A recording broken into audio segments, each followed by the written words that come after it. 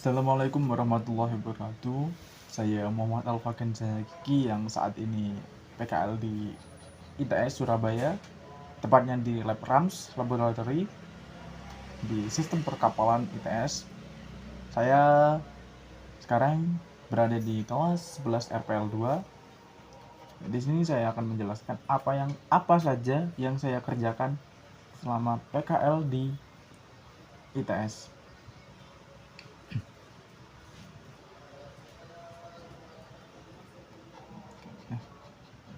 Kita langsung membuka websitenya saja. PHWMO ICTS. Ini adalah website pertama dari ICTS.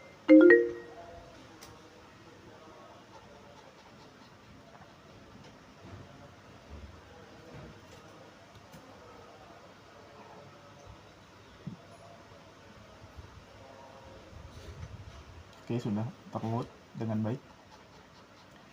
Fiturnya apa saja? Fiturnya dasar seperti kita bisa melihat spesifikasi kapal yang kita pilih. Misalnya kita pilih kapal hijau ini. Kapal hijau ini termasuk kapal kontainer menurut legenda di sini ya. Kontainer. Kita coba klik Atlantic Star Bulk Carrier. Ya, benar, dia adalah container ship jenisnya. Ini MMSI atau identitas kapal tersebut. Speed kapal ini saat ini berada di 10 knot atau setara dengan 19,4 km per jam. Headingnya mengarah kemana? 90 derajat. COG-nya 80 derajat.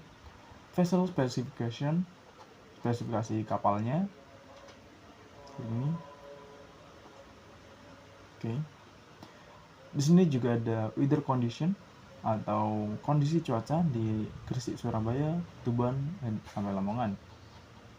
Seperti ini, suhu di Gresik, Surabaya sekitar 28 derajat Celcius dan kecepatan anginnya 8-21 knot ke arah utara. Dan untuk tinggi gelombangnya 0,5 sampai 1,25 meter.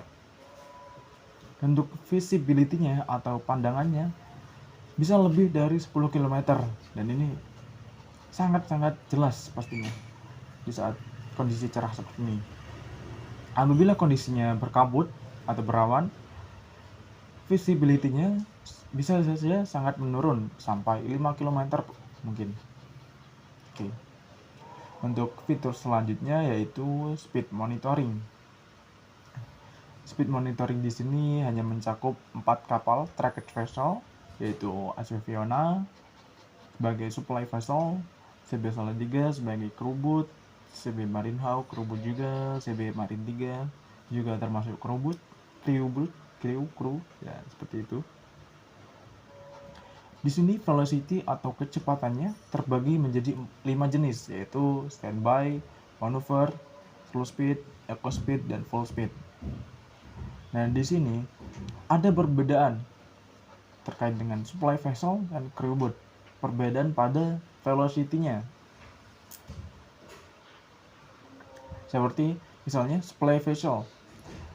Ketika saat manuver, speed-nya ada di sekitaran 1-3 knot.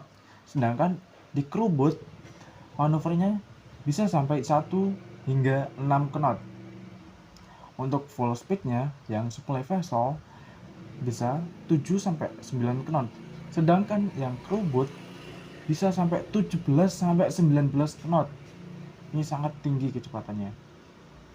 Di sini juga bisa mengekstrak data tersebut ke bentuk Excel, mengekspor. Sebelum itu, di sini juga ada raw logs-nya atau laporan mentahnya. Nih. Seperti misalnya di jam 11 tadi siang, kecepatannya ada di 14,3 knot, yang mana termasuk eco speed-nya. Eco speed-nya apa? Eco speed-nya CB Salatiga sebagai crew boat. Seperti ini.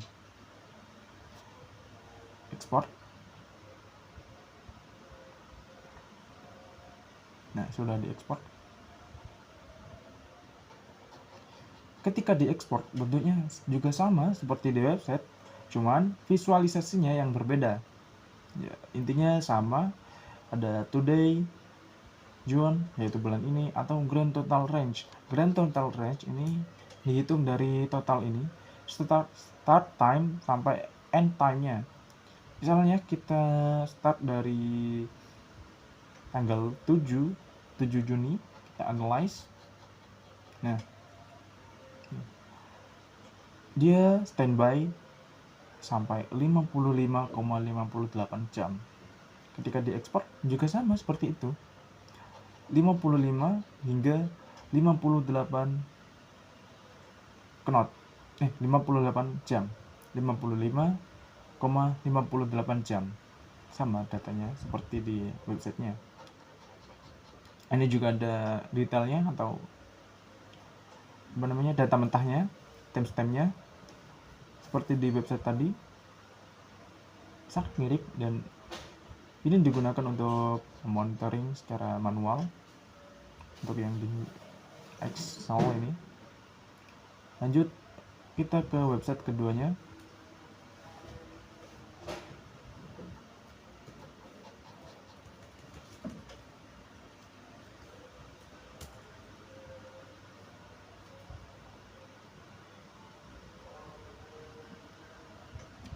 Di website kedua ini namanya sekarang berubah menjadi ICE ITS Application version version 1. Di sini wilayah mapnya mencakup keseluruhan Indonesia. Yang tadinya cuman di wilayah Surabaya, Gresik sini, sekarang sampai Indonesia, sampai sini misalnya sampai Sumatera, Borneo, Sulawesi, ya sampai gitu, mencakup seluruh Indonesia pastinya. Dan di sini fiturnya juga lebih lengkap daripada di website pertama tadi. Nih, bisa kita lihat dari navigation bar-nya sangat-sangat banyak. Coba fitur satunya persatu. Misalnya EWS TSS ini. Sebentar.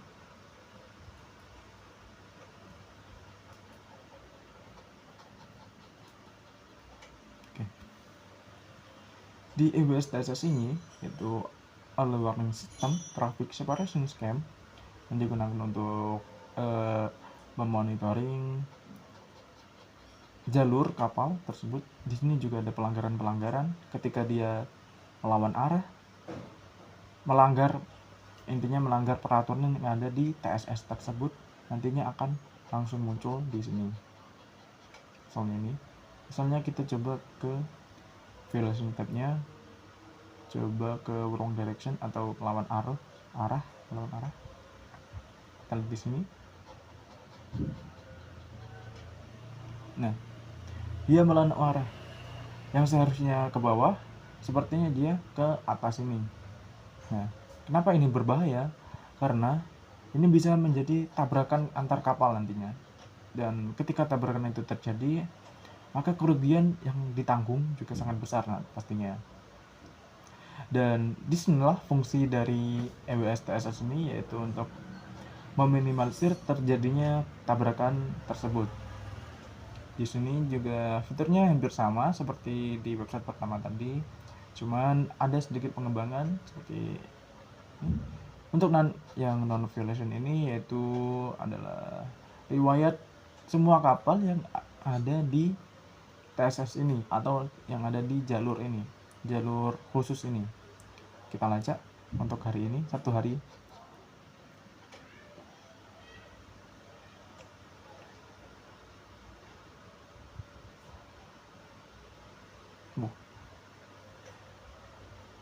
Dilihat dari kemarin tanggal 10 sampai sekarang tanggal 11, sangat banyak sekali kapal yang ada di jalur ini, yang melewati jalur ini. Ini arah ke bawah dan ini arah ke atas. Dan yang tengah sini, di sini untuk penyeberangan, yang mana kapal-kapal kecil seperti kapal nelayan bisa menyeberang lewat sini. Jika lewat sini nantinya akan sangat berbahaya karena bisa mengganggu perjalanan kapal-kapal besar seperti kapal feri, kapal tanker, kapal minyak dan lain-lain, kapal kargo. itu kan juga ukurannya sangat besar-besar. Ketika lewat sini sangatlah berbahaya karena bisa menimbulkan terjadinya tabrakan antar kapal itu. Oke. Di sini juga ada speed monitoring yang sama seperti di website pertama tadi yang sudah saya jelaskan. Di sini ada tambahan smart buoy monitoring. Ini smart buoy monitoring. Dan sudah. Mungkin cukup ini saja yang bisa saya sampaikan saat ini. Wassalamualaikum warahmatullahi wabarakatuh. Terima kasih sudah menonton sampai habis.